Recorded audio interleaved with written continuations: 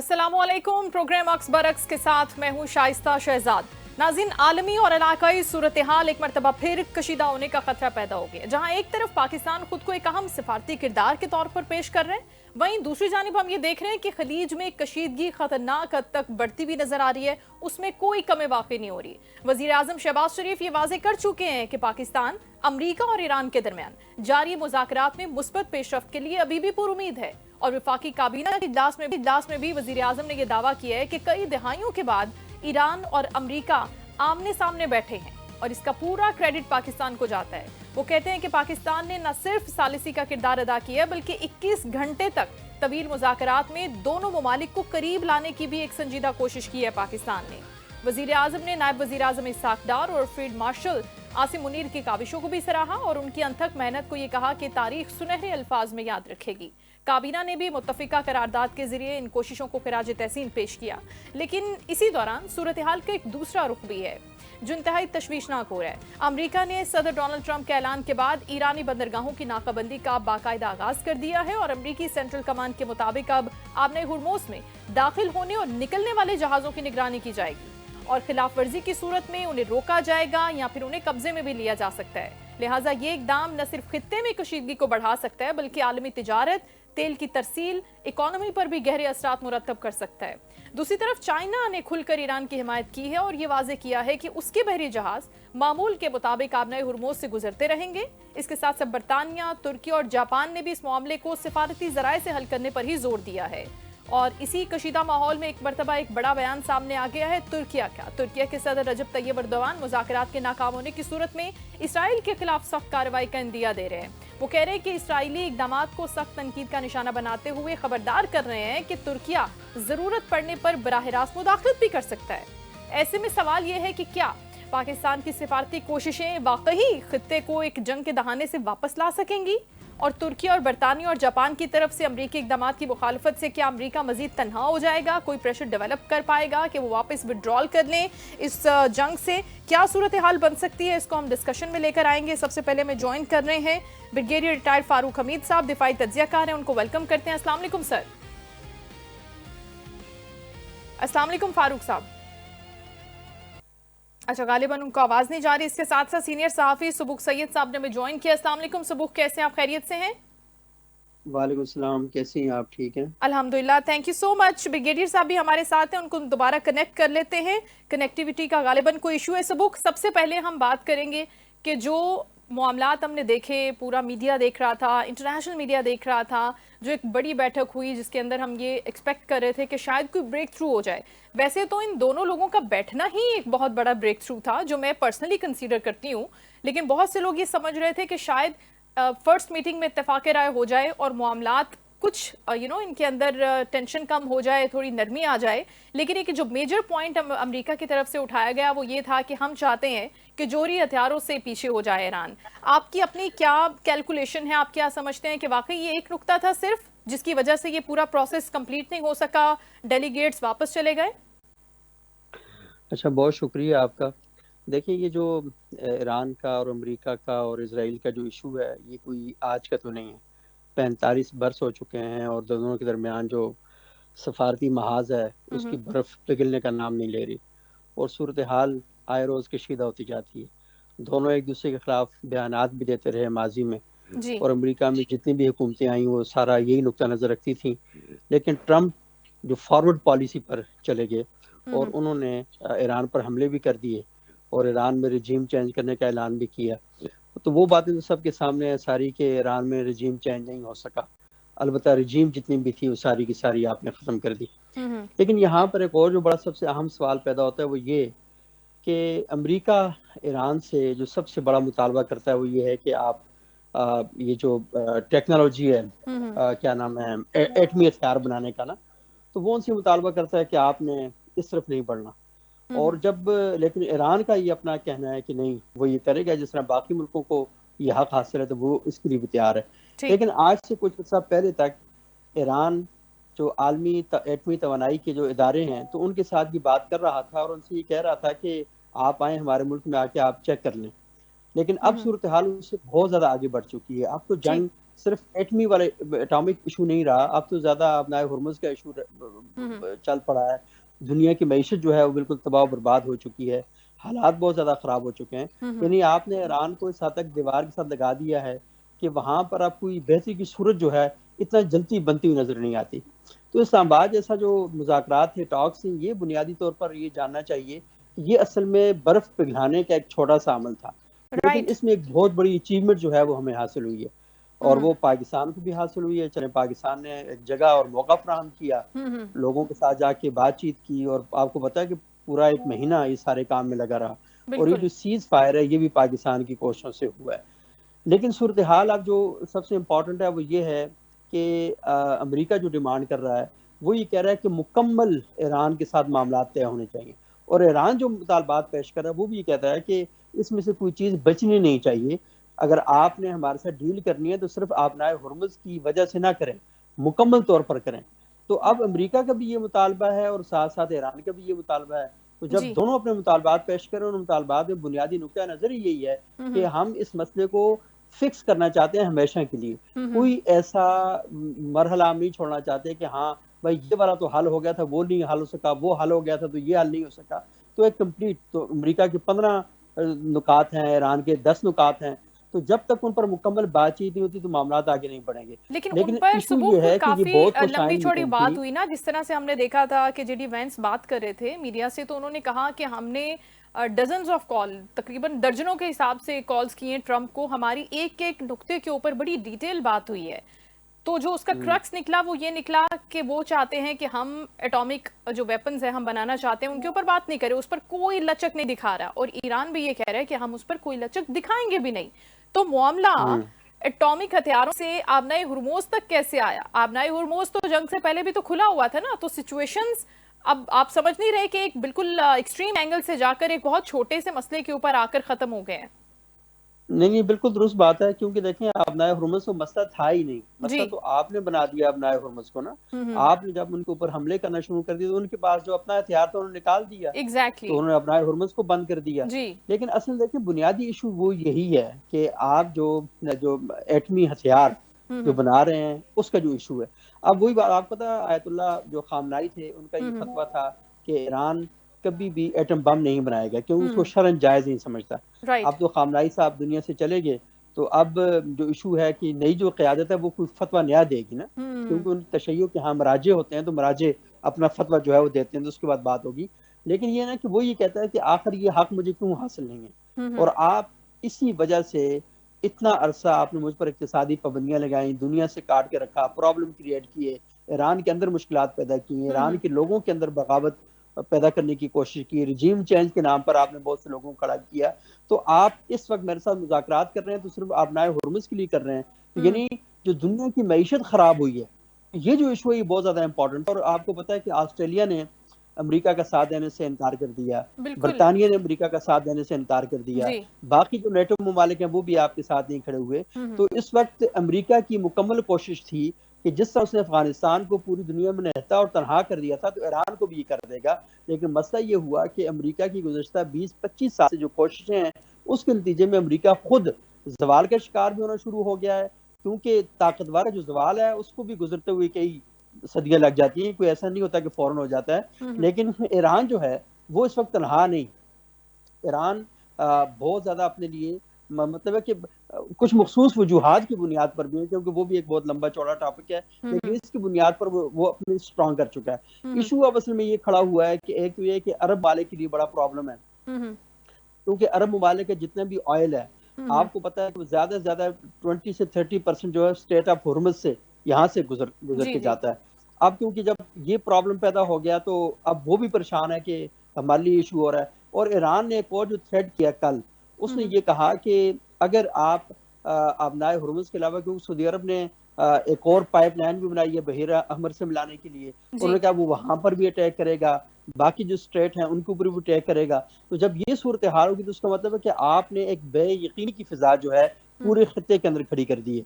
तो अब लाजमी है कि आप या मुतालबात मानेंगे या बैठेंगे। तो मुझे ये पूरा यकीन है कि ये दोबारा मुज़ाकरात स्टार्ट होंगे, ये लोग आपस में बैठेंगे। इस बात का इम्कान है, आप कह रहे हैं सबूत? जी, वज़ीर आज़म ने भी आज ये कहा है कि मुज़ाकरात जब अमरीकी नायब सदर वापस चले गए तो उसके बाद से ही अगले मुज़ाकरात के लिए जो चलें, ये तो बड़ी एतमाद पॉजिटिव बात साजी है। और ये तो बड़ी अच्छी जी बात है हाँ, अगर उसका इस तरह सिलसिला की शुरू खबरें हो हैं, गया था। बिकॉज अभी हम बात करेंगे इंटरनेशनल मीडिया की रिपोर्टिंग के हवाले से भी मजीद। अभी हम इंट्रो करवा देते हैं मुनव्वर हुसैन सन, माहिर बैनुल अक़वामी अमूर हमारे साथ हैं। गालिबन उनसे राब्ता मुनक़ता हो गया, ठीक है, आप उनको दोबारा कनेक्ट कर लें। सुबुह अभी हम बात कर रहे थे कि मीडिया रिपोर्टिंग के ऊपर पूरी दुनिया का मीडिया यहाँ पर था, बहुत बड़े बड़े उनके नुमाइंदे थे और वो हर कोई अपने तरीके से मीडिया की रिपोर्टिंग कर रहा था। पाकिस्तानी मीडिया के हवाले से, उनकी रिपोर्टिंग के हवाले से भी बहुत सी बातें हमने देखी कि सोशल मीडिया पर सर्कुलेट करती रही। आप क्या समझते हैं कि आलमी मीडिया इस कॉन्फ्लिक्ट को, इस वॉर को एक बैलेंस तरीके से दिखा रहा है? डिफरेंट जो इंटरनेशनल टीवी चैनल्स हैं, अगर आपने उनसे बात की हो, देखा, उनसे इंटरेक्ट किया हो, या फिर वहां पर भी हम देख रहे हैं कि एक खास तरफ कोई टिल्ट कर रहे हैं, ईरान की तरफ या अमरीकी और इजरायली पॉलिसी की तरफ, आपको क्या लगता है? अच्छा, ये देखें कि आपको पता है कि मीडिया तो बहरहाल रियासतों का एक प्रोपगंडा टूल होता है, और वो लाजमी है कि इंटरनेशनल अफेयर्स के अंदर जब भी वो बात करेगा तो इन चीज़ों का हमेशा ख्याल रखेगा। ये आपको क्या लगता है, वॉइस ऑफ अमेरिका है, BBC है, DW है, बाकी जो इस तरह के जितने भी इदारे हैं, ये अपने मुल्कों के मफादात को प्रोटेक्ट करते हैं और प्रोपगंडा करते हैं अपने मुल्कों की हमायत में। तो ये चीज़ें बहुत ज़्यादा इंपॉर्टेंट है। लेकिन मैंने देखा कि आप सोशल मीडिया की बात कर रही हैं, तो पाकिस्तान में लोग बहुत ज़्यादा एतराज़ कर रहे थे कि पाकिस्तानी मीडिया ने इस इवेंट को कैसे कवर किया। मैं ये समझता हूँ कि पाकिस्तानी मीडिया ने एक रिस्पॉन्सिबिलिटी का मुज़ाहरा किया है। अगर जगह चलें ठीक है जी, कोई गुलाब जामुन खा रहा है, कोई समोसे खा रहा है, कोई पेस्ट्री खा रहा है, तो वो भी असल में वो फॉरेन जो हमारे मीडिया के दोस्त आए हुए थे उनके साथ वो इंटरेक्ट कर रहे थे। लेकिन जो बुनियादी बात है वो यही है कि मुझे बताएं कि अगर मुज़ाकरात इतने हसास हैं और आपको पता है ये 45 साल लड़ाई के, इसमें किसी किस्म की गैर जिम्मेदारी का मुजाहरा नहीं करना चाहिए था। और बीइंग अ होस्ट कंट्री ना, आपको ये बात जी जरूर, जो लोग तनकीद कर रहे हैं उनके लिए मैं जरूर ये ऐड करना चाहूंगी कि आप होस्ट कर रहे हैं, आपने इतनी एफर्ट्स की हैं, इतनी ज्यादा प्लानिंग की है आपने। मुनव्वर हुसैन साहब ज्वाइन कर चुके हैं, इंटरनेशनल रिलेशंस के एक्सपर्ट। अस्सलाम वालेकुम मुनव्वर साहब। वालेकुम अस्सलाम, आपको, आपकी टीम को, आपके सुनने देखने वालों को सलाम। वालेकुम सलाम, thank you so much for joining my show sir. अभी हम डिस्कशन कर रहे हैं खास तौर पर जो अभी अपडेट आई है पूरे नेगोशिएशन के प्रोसेस के बाद, वो ये है कि अभी सख्त तौर पर अमरीकी पॉलिसी को, अमरीकी सिफारतकारी को बहुत तनकीद का सामना करना पड़ रहा है। और आप समझते हैं कि वाकई अमरीका अपनी इन सारी स्ट्रेटजीज के हवाले से, जंग के हवाले से तन्हा हो चुका है, जहां पर बरतानिया, जापान, तुर्किया कोई भी उसको सपोर्ट करने को तैयार नहीं है। वो कह रहे हैं कि आप नए हुरमोज का मामला हो या फिर आपकी जंग का मामला हो, आप दोनों जगह पर यहां पर गलत है ईरान के मामले पर। आप भी यही सोचते हैं? जी, बहुत इंपॉर्टेंट आपने सवाल किया है। देखिए, जो प्रेसिडेंट ट्रंप की पॉलिसी है वो तो तारीखी तौर पे जो अमेरिका की खारजा पॉलिसी के 3 गोल्स हैं उनके बरखिलाफ है। अच्छा। चाहे वो सिक्योरिटी है, इकोनॉमिक प्रॉस्पेरिटी है, प्रमोशन ऑफ अमेरिकन आइडियल्स हैं। अब आप ये पूछ सकती हैं ना कि क्या कोई अमेरिकन आजादी के साथ मिडिल ईस्ट में घुस सकता है, घूम सकता है? जवाब है नहीं। क्या अमेरिका के डेटा सेंटर्स, बैंक्स, यूनिवर्सिटीज महफूज हैं मिडिल ईस्ट के अंदर इकोनॉमिक इंटरेस्ट? जवाब है नहीं।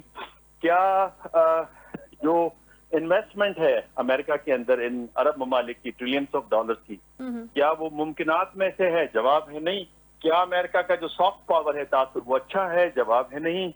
तो ये जो तारीखी गोल है उसके तो बरखिलाफ है। दूसरा मेरा पॉइंट ये है कि जेडी वेंस साहब बड़े रैशनल नजर आते हैं। उन्होंने जो आखिरी बयान दिया कि जनाब एक खबर अच्छी है कि हम साथ बैठे, एक दूसरे को समझे, कुछ पॉइंट्स पे एग्रीमेंट हुआ और कुछ ऐसे पॉइंट्स है जिस पे एग्रीमेंट नहीं हो सका, और हमारा भी नुकसान हुआ है और ईरान का हमसे ज्यादा नुकसान हुआ है। हम कुछ चीजें छोड़े जा रहे हैं, बेस्ट ऑफर है, और अब बाल जो है ईरान के कोर्ट में है। अब ये बड़ा रैशनल उनका जो स्टेटमेंट थी। ट्रम्प साहब सुबह एक बयान देते हैं, शाम को दूसरी और रात को तीसरी।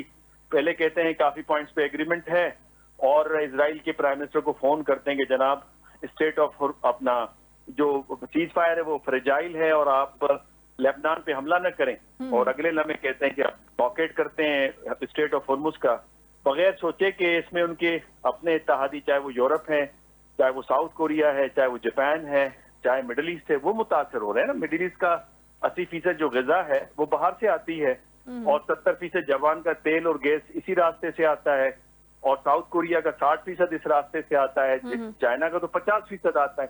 चाइना अल्टरनेटिव रूट ले लेगा रशिया का और वहां से तेल ले लेगा, तो नुकसान तो अपने इत्तेहादियों को दे रहे हैं। लेकिन इसमें एक और तीसरा पॉइंट जो आपके सामने रखना चाहता हूं कि प्रेसिडेंट ट्रंप आखिर ऐसा क्यों कर रहे हैं। उसकी दो वजूहात हो सकती हैं। एक वजह तो ये है कि जो बिजनेस के अंदर फ्लक्चुएशन आती है स्टॉक मार्केट के अंदर, अब वो वजह हो सकती है बिकॉज उनके बेटे इसमें इन्वॉल्व हैं, स्पेशली पॉली मार्केटिंग के अंदर, और वहां पे शराइत लगती हैं। ठीक है, एक तो वजह ये है कि फ्लक्चुएट करते हैं, फिर अच्छी खबर देते हैं, फिर एक खराब खबर देते हैं, मार्केट को ऊपर नीचे करते हैं और अपने दोस्तों को फायदा पहुंचाते हैं। दूसरा मुमकिना तौर पे ये है, जो ज्यादा मेरी नजदीक उसकी पॉसिबिलिटी है, कि हम जानते हैं कि अमेरिका की सियासत में, मईशत में, मीडिया में, एजुकेशन में जो जायनिस्ट लॉबी है, जो ज्यू जायनिस्ट हैं, जो एपेक है, इजरायली लॉबी है, वो बड़ी असर और रसूख रखती है। तो इनफैक्ट उन्होंने चार्ली क्रिक को भी हिट कर दिया था, और अभी आप देख रही हैं कि एप्स्टीन फाइल को दोबारा उठवा दिया गया है। तो एक किस्म का उनको थ्रेट किया जा रहा है, जिसके बाइस वो अंडर प्रेशर आते हैं, फिर कभी अच्छी खबर देते हैं और कभी बुरी खबर देते हैं। अच्छा, ये दो वजूहात है मुमकिन तौर पर, लेकिन इसके साथ साथ अब तुर्किया का रोल भी तो बहुत इंपॉर्टेंट हो रहा है, जो वो अपना अभी उसने एक स्टेटमेंट दिया है कि वो इजराइल पर हमला करने की बात कर रहा है। अगर इजराइल बाज नहीं आता नया महाज खोलने पर, जिस तरह से वो चाहता है कि हो। ट्रंप तो हमने देखा था कि कुछ टाइम पहले तक, हफ्ते 2 हफ्ते तक बैकफुट पे नजर आया था, लेकिन इजराइल उसको वहां से विड्रॉ करने नहीं दे रहा। तो अपेरेंटली आप तुर्किया की इस धमकी को महज धमकी ही समझते हैं, या वाकई वो जा सकते हैं अमली तौर पर इसके अंदर वॉर में? देखें, असल में जो नफ्ताली बेनेट का बयान था, एक्स प्राइम मिनिस्टर का, जो इस वक्त अपोजिशन के अंदर है, उनका ये कहना था कि ईरान के बाद जो अगला खतरा है वो तुर्की है, सऊदी अरब और पाकिस्तान है। और फिर ये जो एक इन्होंने कार्टून बनाया था, जिसके तहत आपने देखा कि उन्होंने जो ईरान की लीडरशिप है, पहले हसन नसरुल्लाह, उसके बाद उससे पहले कासिम सुलेमानी, फिर इस्माइल हानिया, फिर आयतुल्लाह खामनाई, उनको टिकट वो रवाना हो गए और आखिर में एर्दोगान साहब टिकट लेके बैठे हैं। तो वो एक सिग्नलिंग थी। एर्दोगान साहब ने भी इसके ऊपर बयान दिया था कि हमें पता है कि आप लोग हमें टारगेट ला रहे हैं और हमें इस जंग में आप इन्वॉल्व करना चाह रहे हैं। उनका भी ये ख्याल था। तो लिहाजा तुर्की ने कहा है कि भाई, अगर हम सीरिया में, लिबिया में अपनी ताकत का मुजाहरा कर सकते हैं, तो आप तो हमारे सामने कुछ नहीं है। आप तो हिजबुल्लाह को फेस नहीं कर पाते, हमास को फेस नहीं कर पाते, तो आपका वजूद मिट जाएगा। तो मेरा ख्याल है कि तुर्की को ट्रैप किया जा रहा है कि किसी तरीके से जंग का हिस्सा बने, जिस तरह से लेबनान पे हमला करके पाकिस्तान को ट्रैप करने की कोशिश की गई थी। उन्हें पता था कि पाकिस्तान एफर्ट्स डाल रहा है। और अब भी बाय द वे, जो राइटर्स की खबर है उसके मुताबिक प्राइम मिनिस्टर शहबाज शरीफ और बड़ी एफर्ट डाल रहे हैं कि ये सीजफायर इंटैक्ट रहे। और आज शाम को बात भी है हमारे फॉरेन मिनिस्टर और डिप्टी प्राइम मिनिस्टर इसाक डार साहब की, चाइनीज जो फॉरेन मिनिस्टर ली हैं उनके साथ। तो मेरा ख्याल है कि एफर्ट हर तरफ से डाली जा रही हैं, लेकिन इसमें एक नुक्ता बड़ा अहम है। देखिए ना, जो प्रेसिडेंट ट्रंप का थ्रेट था ईरान को कि मैं पूरी सिविलाइजेशन को एक रात में वाइप आउट कर दूंगा, अब उससे थ्रेट का लेवल कम है कि अब मैं नेवल ब्लॉकेट करूंगा। तो इसके फिर दो इशारे मिलते हैं। एक तो या तो नई आराइश की जा रही है जो बहरी ताकत है, बिकॉज एयर फोर्स फेल हो चुकी है, किसी हद तक ग्राउंड फोर्सेस फेल हो चुकी हैं, या फिर वो एक सिंबॉलिक इशारा दे रहे हैं कि कुछ मेरी टर्म्स एंड कंडीशन माने, जो कि उनको गलत बताया गया था कि ईरान को जो इतनी बम्बार्टमेंट की है, एयर पावर, नेवल पावर, हमने उनकी जमीन बोझ कर दी है। 70% उनके जो स्टॉक फाइल्स हैं और लॉन्चर्स हैं प्लास्टिक मिसाइल्स के, उन्हें हमने तबाह कर दिया है। तो उनका ख्याल था, परसेप्शन उनकी ये थी, जो उन्हें फीडबैक होता रहा, कि ईरान से हम मेजर कंसेशंस को एक्सपेक्ट कर सकते हैं। लेकिन वो इस तरह तो मामला नहीं है। ईरान ने तो अपना रिजॉल्व दिखाया है। तो परसेप्चुअल गैप भी है, जिसकी बायस ये बारहा थ्रेटनिंग लैंग्वेज पे जाते हैं। बिल्कुल ठीक। लेकिन अभी जो ईरान के मूव की आप बात कर रहे हैं कि उनको बहुत मिसकैलकुलेशन के साथ बड़ी मिस इन्फॉर्मेशन दी जाती रही है ईरान के हवाले से, तो आबनाए हुर्मुज़ के ऊपर भी जो अभी उसने मूव लिए है, वो आप समझ रहे हैं कि अच्छी स्ट्रेटेजी, अच्छी प्लानिंग है, या वो भी इसी तरह से बिल्कुल खराब साबित होगी इसके लिए, जो वो पहले से कर रहा है और वहां पर भी इसको नाकामी होगी, जिस तरह से वो नाकाबंदी की बात कर रहा है? देखें, ईरान को इससे क्या नुकसान है? ईरान का तेल अपना है, ग़िज़ाएं अपनी प्रोड्यूस करते हैं। तेल और ग़िज़ा की जो जरूरत है वो अमेरिका की अलाइज को जरूरत है। दूसरी बात यह कि ईरान को जो बे ऑफ ओमान है वो भी लगता है। अगर उन्होंने करना है तो लंबा रूट लेके वो निकल जाएंगे। उससे तो उनको प्रॉब्लम नहीं है। तीसरा, उनको जो मेजर उनकी ऑयल सप्लाई है वो चाइना की है, तो जमीनी रास्ता अख्तियार कर सकते हैं और रशिया से चाइना जा सकता है अगर पाकिस्तान की तरफ से वो न भी जाए। तो मेरा ख्याल है कि उनको इतना इशू नहीं है, इशू है गल्फ ममालिक को। जिस तरह मैंने पहले कहा कि उन्होंने ऑयल सप्लाईज करनी है, उसकी इकॉनमी इसी पे चल रही है। दूसरा ये कि 80% उनके गजाई आइटम बाहर से आते हैं, वो खुद प्रोड्यूस नहीं करते। और तीसरा जो इंडस्ट्री है, जो पहिया है, वो तो साउथ कोरिया और जापान का जाम होना है। चाइना भी एक्स्ट्रा ऑयल ले लेगा, या तो जमीनी रास्ते से ले सकता है ईरान के पाकिस्तान के थ्रू, या रशिया वाला भी लैंड रूट ले सकता है, या सेंट्रल एशिया वाला भी लैंड रूट ले सकता है। तो उनके पास अल्टरनेटिव ऑप्शन हैं। इसमें जो प्रॉब्लम आएगा वो तो ग्लोबल इकोनॉमी, यूरोपियंस को आएगा। 18% तेल आता है। देखिए ना, दुनिया में 4-5 चोक पॉइंट्स बड़े इंपॉर्टेंट हैं, जिसमें स्वीज कैनाल है, बाबुल मंदब है, ये स्ट्रेट ऑफ हॉर्मुज है, और बे ऑफ बंगाल आप जिसे कह लें, या मलाका का जो चौक है। यहाँ से मलाका से भी 30% शिपमेंट होती है ऑयल एंड गैस और बाकी गुड्स की, और यहाँ से 20 से 22% होती है स्ट्रेट ऑफ हॉर्मुज से, 10 से 12% होती है बे ऑफ अपना बाबुल मंदब से, और इजिप्शियन जो है वो भी 30% को वो शिपमेंट को कवर करता है। तो अगर ये चोक पॉइंट्स बंद हो जाएं, और इनफैक्ट अगर ये मामला आगे बढ़ता है तो अंसारुल्लाह भी बंद कर सकता है बाबुल मंदब, तो यू कैन इमेजिन ये तो ग्लोबल इकोनॉमी को हिला के रख देगा। और ब्लॉकेट से ईरान को, मैं नहीं समझता ईरान पे कोई इफेक्ट आना है।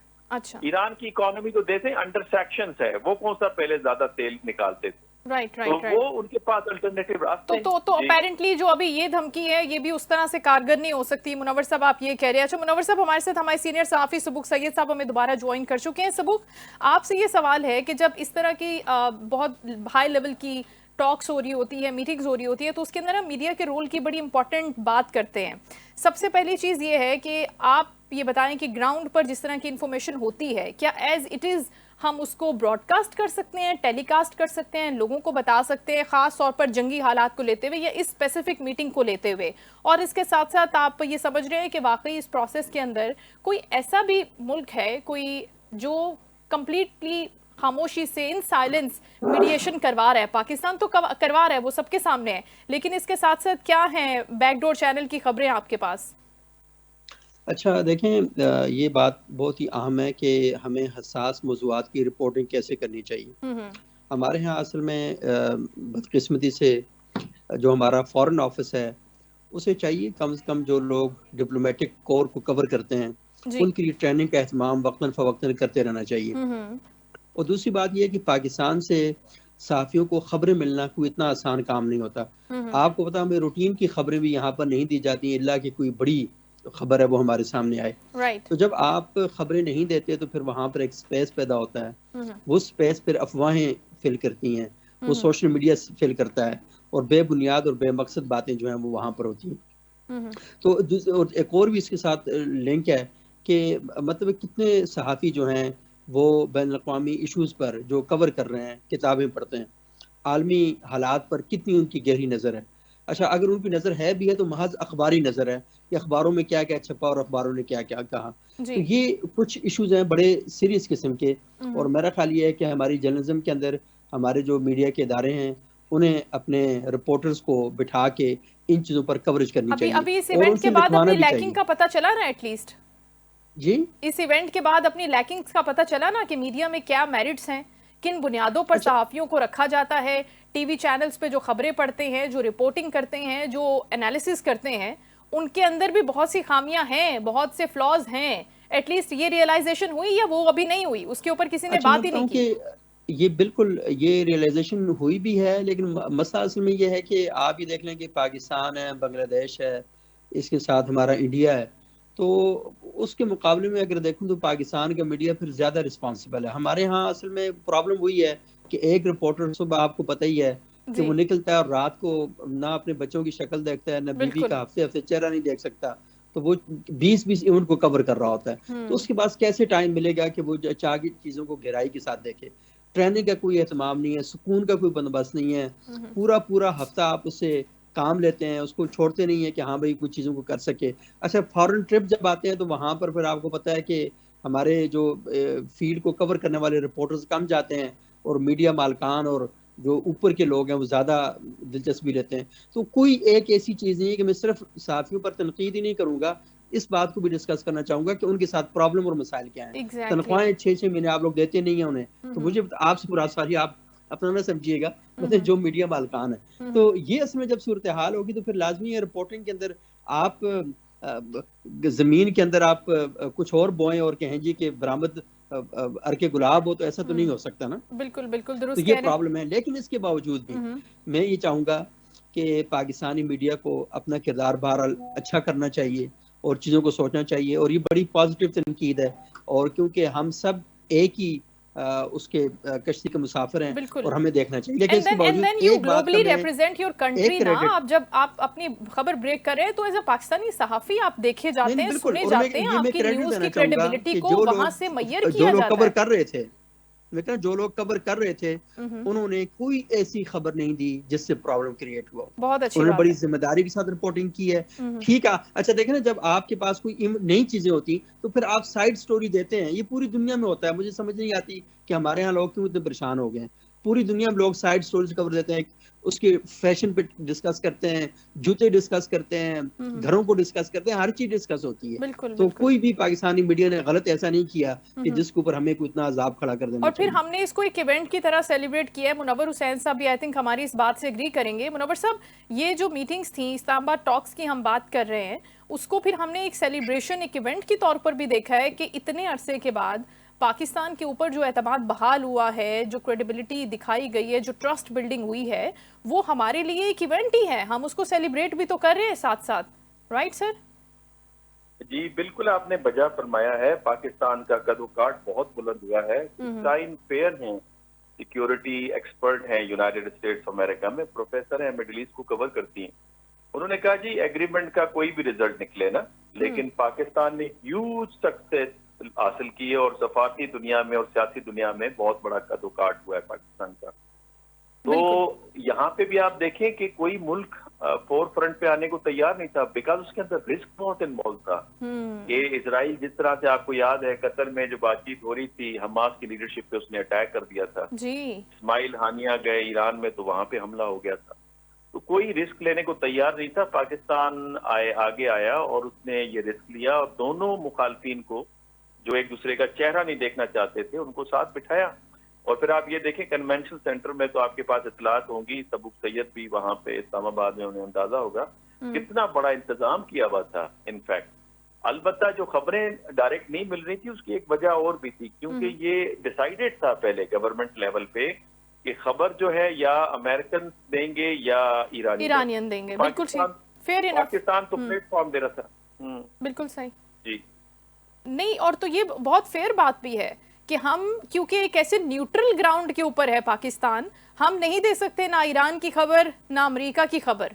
और ये बिल्कुल एक सही बात भी थी। आई डोंट नो उसको क्यों इतना हदफे तनकीद बनाया गया। मुनव्वर साहब, अभी एक ब्रेकिंग न्यूज़ है, वो आपके साथ शेयर करना चाहती हूँ। ट्रंप इंतजामिया और अमरीकी बहरिया को बराह रास्त पैगाम दिया है चीन के वजीर दिफा ने। वो कह रहे हैं कि चीनी बहरी जहाज़ों को ईरान के साथ जो मुआहदे हैं उसमें हमारी आबनाए हुर्मस में आमदोरफ्त जारी रखी जाएगी, और अमेरिका को हम ये वार्निंग दे रहे हैं कि वो हमारे मामलात में मुदाखलत ना करे। सर, इतना बड़ा रिस्क तो नहीं लेगा ट्रंप मेरे ख्याल से चाइना के साथ? जी हाँ, चूंकि उसकी एक वजह है ना, इंटरडिपेंडेंस है ट्रेड की। तकरीबन 550 से 600 बिलियन डॉलर्स की ट्रेड है चाइना के साथ। दूसरा, जो ट्रेड की शिपमेंट है दुनिया की, उसमें चाइना का होल्ड है। तीसरा ये कि इन टर्म्स ऑफ नंबर, ये आपके नाजरीन को मैं बता दूं कि तादाद के हिसाब से चाइनीज नेवी जो है वो अमेरिका से बहुत बड़ी है। और तीसरी बात ये कि ये जो जंग है इसमें अमेरिका की टेक्नोलॉजी की बहुत सारी खामियां खुल के सामने आई हैं और चाइनीज को बड़ा फायदा हुआ है। चाइनीज जो टेक्नोलॉजी है वो बजाय सुपीरियर साबित हुई है। हमें तो पता है कि आउट ऑफ 65 यानी 65 में से 58 टेक्नोलॉजीज में चाइना लीड कर रहा है। और ये जो ऊपर स्पेस के अंदर कॉन्स्टलेशंस हैं, जीपीएस सिस्टम जिसे आप अमेरिका का कहते हैं, रशिया का वहां पे है सिस्टम, और गैलीलियो यूरोप का है, और चाइना का बीडू सिस्टम है। इन सारे सिस्टम्स में चाइना का वसी भी है और ज्यादा जदीद भी है। और स्पेस में 2030 में अमेरिकन जो जीपीएस है वो रिटायर हो जाएगा, चाइना की मुनाफली कायम हो जाएगी।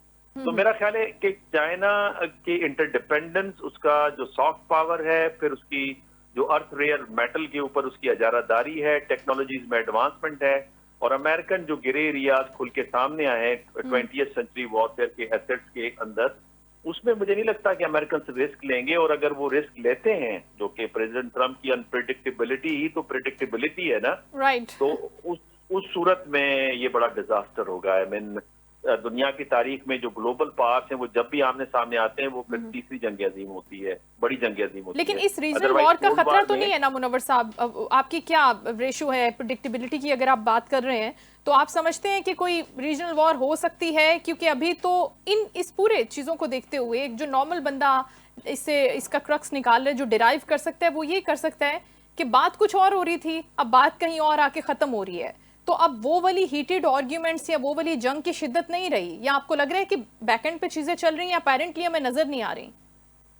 मेरा ख्याल है ब्लफिंग हो रही है हर जगह से ना, हर साइड से। अच्छा, पोस्चरिंग प्रेसिडेंट ट्रम्प दे रहे हैं कि वो बड़े पावरफुल हैं, अमेरिका बहुत पावरफुल है, अमेरिका ने बड़ा सीरियस नुकसान पहुंचाया, लेकिन ग्राउंड रियलिटी इस तरह नहीं है। जितने भी स्ट्रेटेजिस्ट हैं, पाकिस्तान से लेकर ईरान से लेकर परवीन साहिनी इंडिया से लेकर स्कॉट रीटर तक, अमेरिका तक और यूरोप तक, एवरीबडी इज एग्रीड कि यहाँ पे अमेरिका का अपर हैंड नहीं है, और जो बाल है या जो लिवरेज है या जंग का जो बटन है वो अमेरिका के हाथ में नहीं है, ईरान के हाथ के अंदर है। बिल्कुल। तो मेरा ख्याल है ब्लफिंग हो रही है एक किस्म का, वो एक नैरेटिव अपने कॉन्स्टिट्यूएंसी को सेटिस्फाई करने के लिए। और जिस तरह मैंने पहले कहा कि चार्ली क्रिक की जो असैसिनेशन थी वो एक इशारा था ट्रम्प साहब के लिए, और उनके इलेक्शन कैंपेन में उनके ऊपर हमला भी हुआ 1 से 2 बार। बिल्कुल। मेरा ख्याल है कि वो उस प्रेशर में है। यूं अगर मैं कहूँ ना कि ये this is a security dilemma for the US,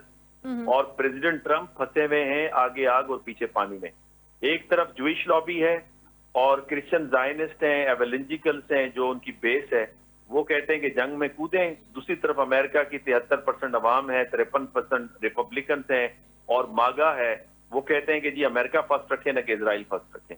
और जो एक्सटर्नल सिचुएशन है, अब उस पे भी आप, अच्छा, external situation is one of the very important source of American foreign policy. I mean nobody can ignore it.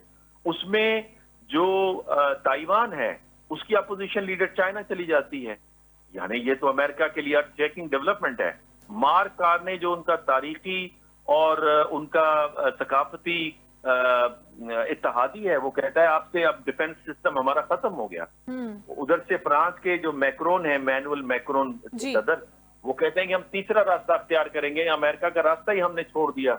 और वहां से जो इजराइल की जो सपोर्ट है, माशी और सियासी और सफारती और अस्करी, यूरोप में वो ड्राई डाउन हो गई है।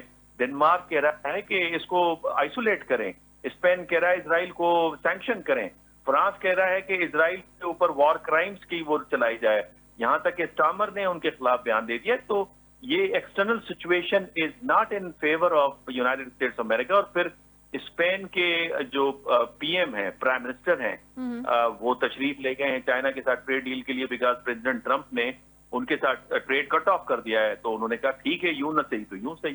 तो external situation is not in favour of United states America. तो अमेरिका कहीं से भी मुझे फायदे में नजर नहीं आ रहा। और इसी वजह से जनरल कूपर जो है ना, एडमिरल कूपर जो सेंट्रॉम को कमांड कर रहे हैं, वो परेशान है। वो अब क्या करें? वो उन्होंने उन्होंने कहा सिविलाइजेशन को एक रात में उड़ा दूंगा, जनरल कूपर ने रिलक्टेंस शो की है कि ये कैसे हम इसको कैरी ऑन करेंगे, ऑपरेशनलाइज करेंगे। तो मेरा ख्याल है पेंटागन भी परेशान है, कांग्रेस भी परेशान है, अमेरिकन अवाम भी और अमेरिका के इत्तेहादी भी, और पूरी दुनिया को परेशान करके रखा हुआ है। लास्टली सबूक से मेरा ये सवाल है, जिस तरह से मुनव्वर हुसैन साहब ने बहुत खूबसूरती से पूरे का पूरा ये जो हमें डिटेल्स हैं इसकी अपडेट की है, आप समझ रहे हैं सबूक वाकई पावर डायनामिक्स चेंज हो रहे हैं मिडिल ईस्ट की या फिर पूरी दुनिया की? जिस तरह से कह रहे हैं कि इजराइल को सैंक्शंस पर ये लिमिटेड करने की कोशिश की जा रही है, जो उसके आसार नजर भी आ रहे हैं। अब अगर पावर डायनेमिक्स चेंज होते हैं, ईरान आता है स्टेज के ऊपर जहां पर वो कंट्रोल कर सकता है या डिसीजन मेकिंग कर सकता है, उस जगह पर बैठता है, ड्राइविंग सीट पर बैठता है, तो आप ये बताइएगा कि क्या उसमें पाकिस्तान को कहीं से कोई फायदा हो सकता है? पाकिस्तान के लिए कोई बेहतरी का रास्ता निकल सकता है? अच्छा, जो अभी सारी गुफ्तगू की बहुत ही इम्पोर्टेंट है, तो लाजमी इसका एक खास जाविया भी है जी। लेकिन ये बात हमें जहन में रखनी चाहिए कि जो ताकतें होती हैं ना, उन्हें टूटने में भी, जिस तरह बनने में एक टाइम लगता है, तो टूटने में भी एक टाइम लगता है। अच्छा, ये हमारे यहाँ अमूमन ये मिजाज पाया जाता है, क्योंकि अमेरिका को तबाह करना और ख़त्म करना ये असल में हमारी बुनियादी ख्वाहिशात में से है। तो वो जो ख्वाहिशात हैं, असल में उनको ख़बर बनाना भी कोई दुरुस्त नहीं समझता। लेकिन एक बात ये है कि ज़वाल की तरफ जा रहा है, लेकिन ज़वाल इतना जल्दी भी नहीं होगा। आपको पता है कि जिस तरह ईरान की सोसाइटी बड़ी स्ट्रांग एक सोसाइटी है, बड़ी रेजिलियंट सोसाइटी है, तो वहाँ पर भी सिस्टम है, वो काम करते हैं। और आपको पता है कि जब थोड़ा बहुत इशू होगा भी, तो इशू को कंट्रोल कर लिया जाएगा। हमारे सामने हमने कई बार देखा जी, अमेरिका तबाह हो गया, 9/11 हुआ तो अमेरिका तबाह हो गया। पीछे एक मूवमेंट लॉन्च हुई थी कि कुछ रियासतों ने इलादगी का ऐलान किया तो अमेरिका तबाह हो गया। ताकतवर को टूटने में बहुत टाइम लगता है। लेकिन बहरहाल एक बात जो कही जा सकती है कि पाकिस्तान इस वक्त बिल्कुल नुमाया मुकाम पे खड़ा हुआ है और पूरी दुनिया में पाकिस्तान की बात हो रही है। और पाकिस्तान माशी हवाले से भी बहुत कुछ अचीव कर रहा है, और हम देख रहे हैं कि चीज़ें अब आवाम तक उस तरह उसके जो समरात हैं वो हमें दिखाई नहीं दे रहे। लेकिन इतना ज़रूर है कि कुछ अरसे तक इस बात की उम्मीद की जा सकती है कि चीज़ें बेहतर होना शुरू हो जाएंगी।